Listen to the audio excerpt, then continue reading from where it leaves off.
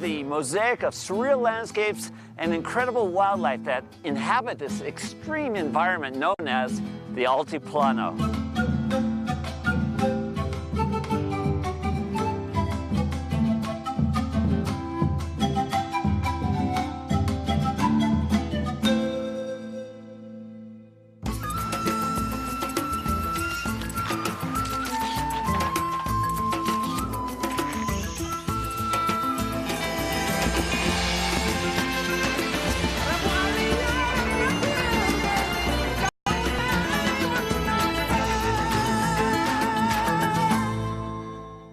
I'm in La Paz, Bolivia, which at 12,000 feet is the Earth's highest capital city.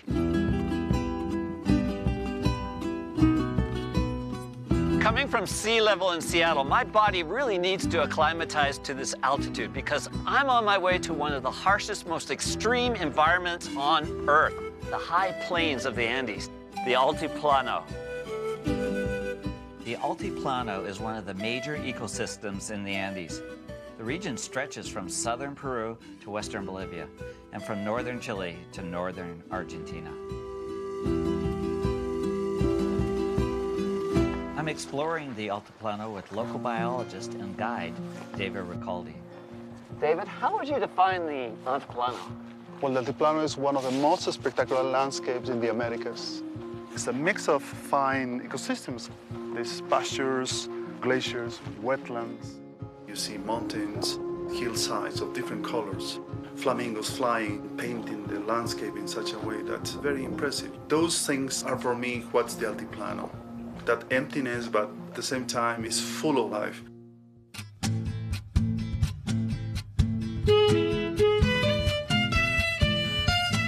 There's a bunch of flamingos in this shallow pond. There's a little bit of a hill that we're going to try to get behind.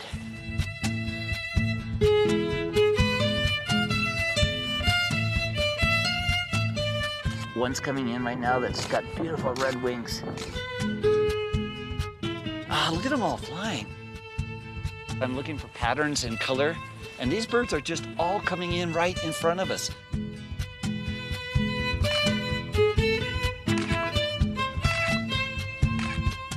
Nice. I think they did that expressly for me. I am a little self-centered here.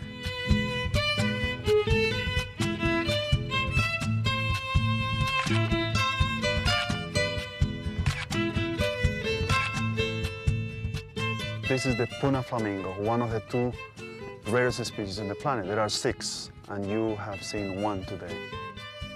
They remind me a lot of myself because I've got long, skinny white legs with red knees. Look at that.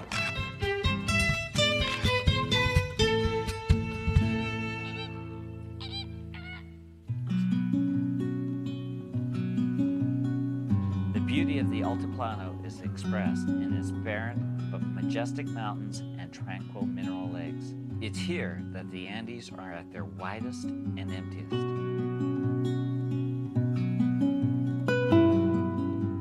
The high peaks seem to keep watch over the life that thrives in this spare environment.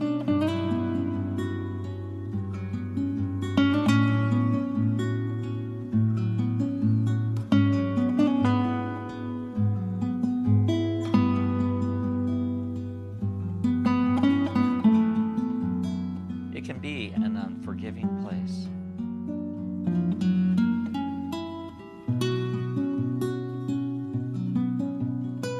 I find it a beautiful and timeless landscape.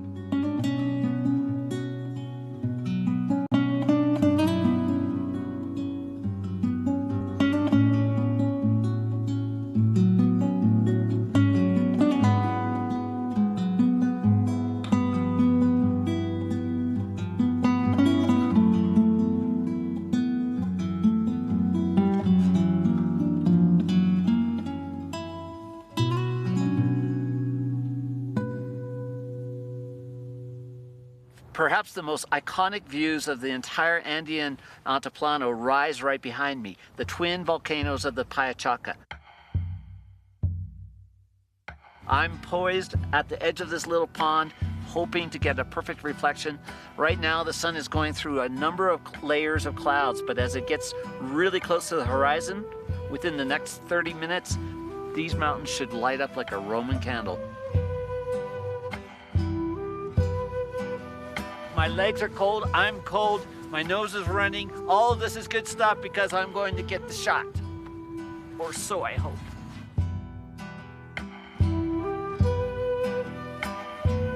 This is what I was hoping for. It's a really beautiful, very clean, elegant shot.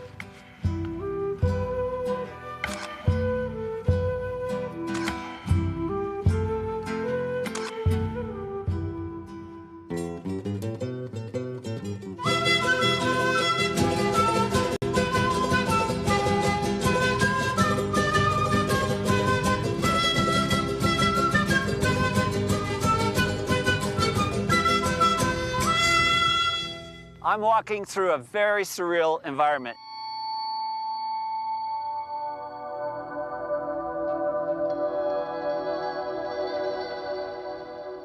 This place is called the Rocas de Dali, the Rocks of Salvador Dali.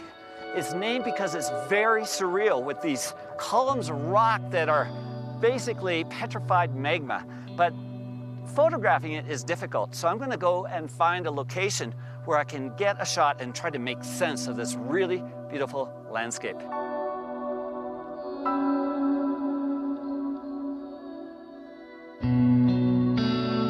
I have found a great perspective to shoot the Rocks of Dali.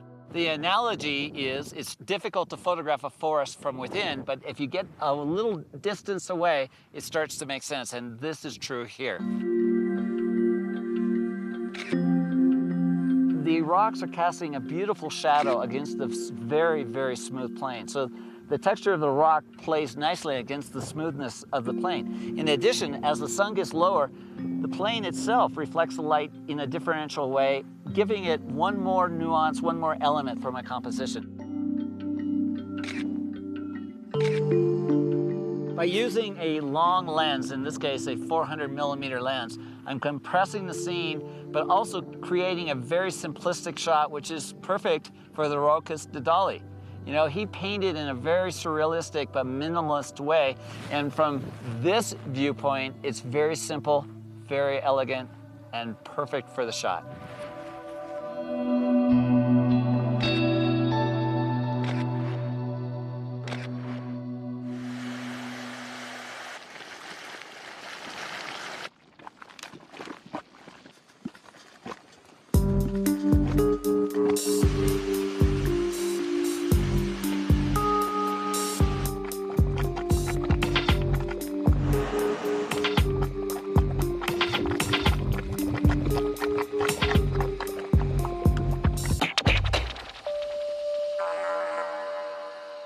David and I have found this great spot. This geyser basin high in the Andes.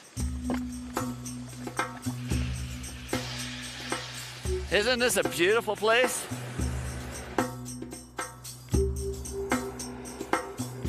We have to be extremely careful. Very, very hot water is just leaching out. It's a photographer's dreamscape.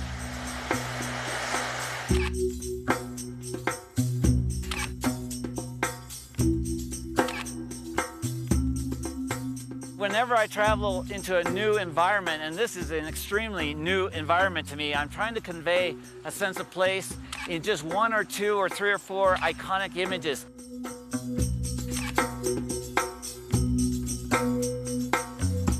I'm getting a lot of layers right here that really shows the complexity of the landscape.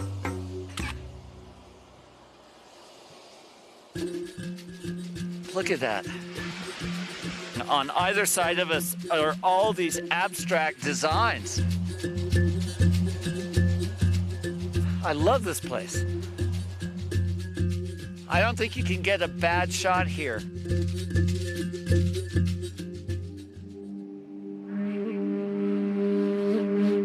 I feel like I'm walking through Dante's Inferno.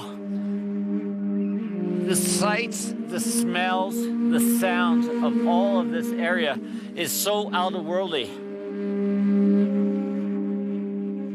Nature never fails to amaze me. And on this level, it's artwork.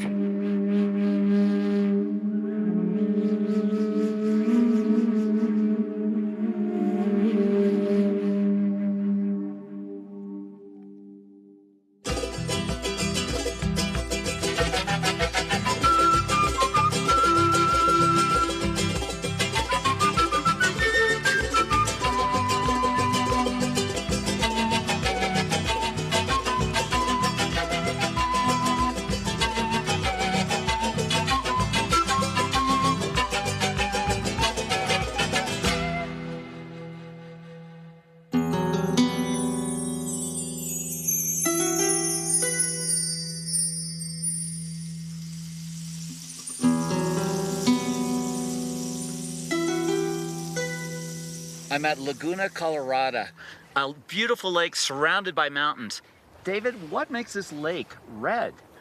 Well, you know that there are some microscopic plants that the flamingos are eating, little plants that are that color, and they are painting this lake red. Those are the Andean flamingos, one of the rarest flamingos in the Andes. The Andean flamingos, there's Chilean flamingos, right? Yes. And the Puna. Exactly. 3 flamingos high in the Andes. There's only 6 types of flamingos worldwide. Yes. 3 of them are here.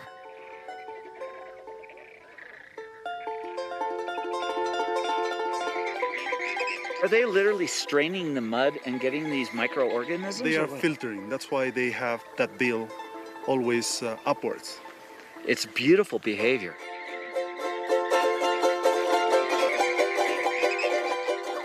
They're so designy, you know? They just are pink and black and yellow. They've got such graceful lines.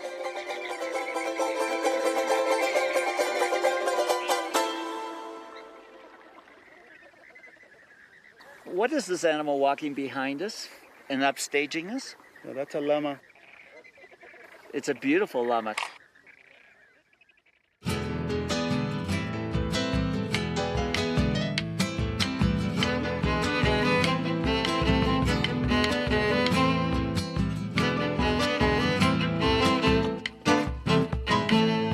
I'm getting a nice flock of birds just flying right in.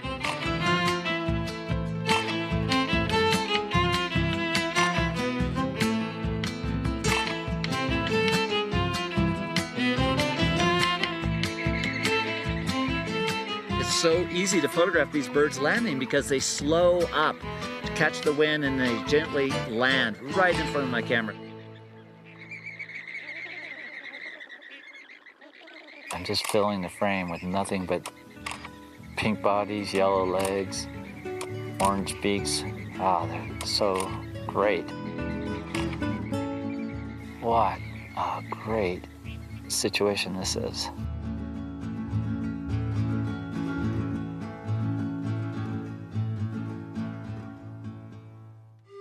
Is there anything threatening these birds or even this environment right now? There are 2 main threats in any wetland in the Andes. One, mining operations, especially large-scale operations, removing soils, shallow waters, polluting waters, and destroying fragile ecosystems like this. The second is poor water management schemes that are draining water to feed agricultural development in Bolivia, in Peru, in Argentina, and in Chile. We need to educate people. I think that there's still people that need to understand that these are the finest ecosystems in this part of the planet, and we need to save them as soon as possible. We are against time.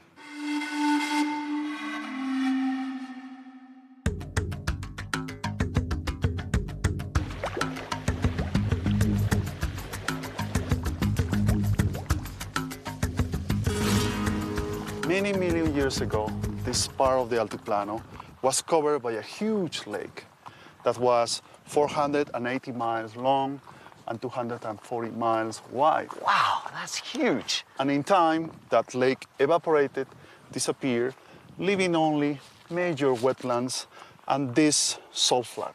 Minerals leach slowly fill this flat landscape, creating a massive deposit of salt. Now we are stepping on a salt deposit, which in some places could be 100 feet deep. 100 feet deep of salt? Isn't it amazing? Yeah.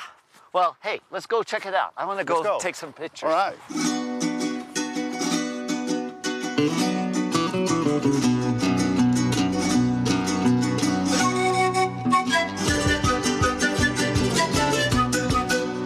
We're on our way to Isle Pescada. This is an island that's isolated by at least 50 miles of open salar on all sides. It's a very strange island. It's a microclimate, very unique plants. It's an oasis.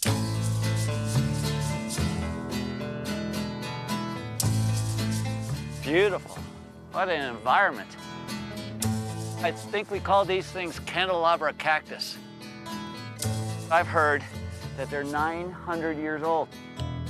Watch out the baby cactus. Those will go right through your boots. It's like a playland if you're a photographer. With these candelabra cactus being backlit by the sun, I'm going to try to find a place where I can actually make sense of it and render these cactus in a very abstract way. And I think I've just found it. Look at this, David. Oh, wow. This is really cool. I'm going to position my camera so I get a little bit of the sunburst coming through the cactus, but it should be very, very nice. But I've got to act fast because the sun is going down.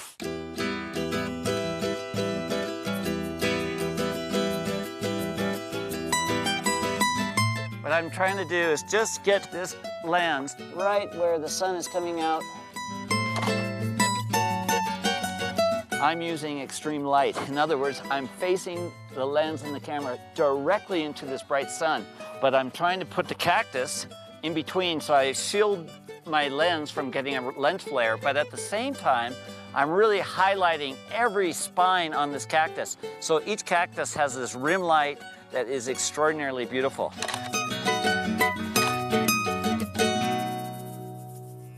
I'm rendering these cactus into something more abstract. I'm not trying to illustrate a botany book. I'm trying to create artwork with this type of subject.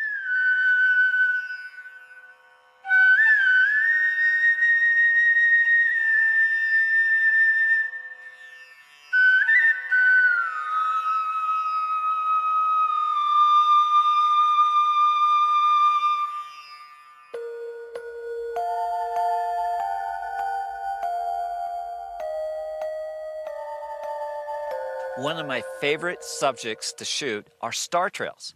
And out here in the middle of the salar, on this island full of cactus, I've got perfect subjects because it's a very clear night.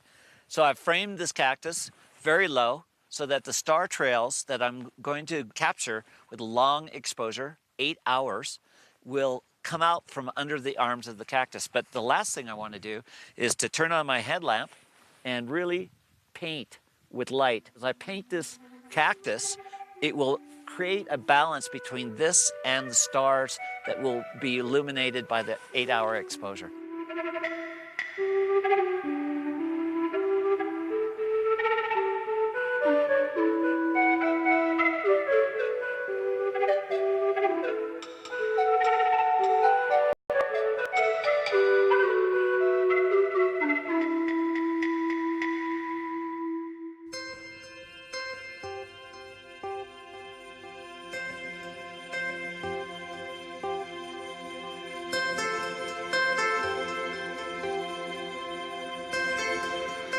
Wow, this is great. I'm out on the salar right at dawn.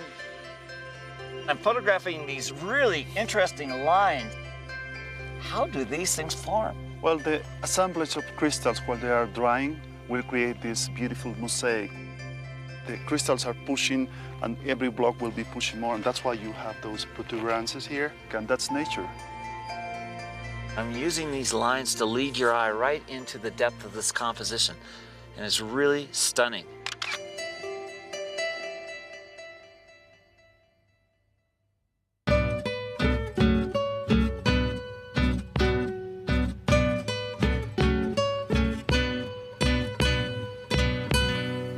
What we're looking at are piles of salt that have been scraped up by local villagers. They've literally piled these salt crystals into rounded mounds, and as the wind blows and dries the salt crystals, they form these perfect pyramids, which is a great subject for my camera.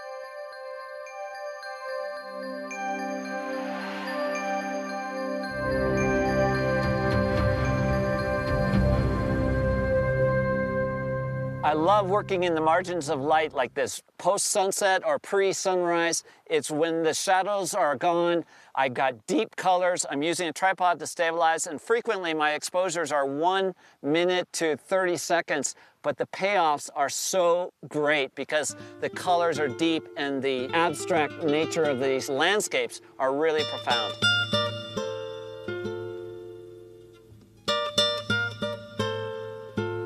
This is so cool.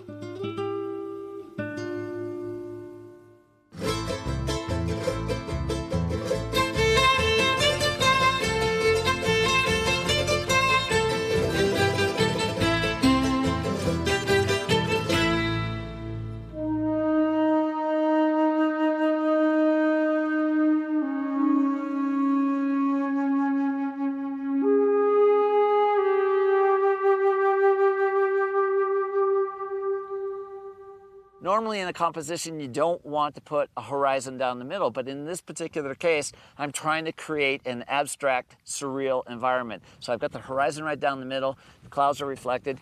It's really a spatial type of shot.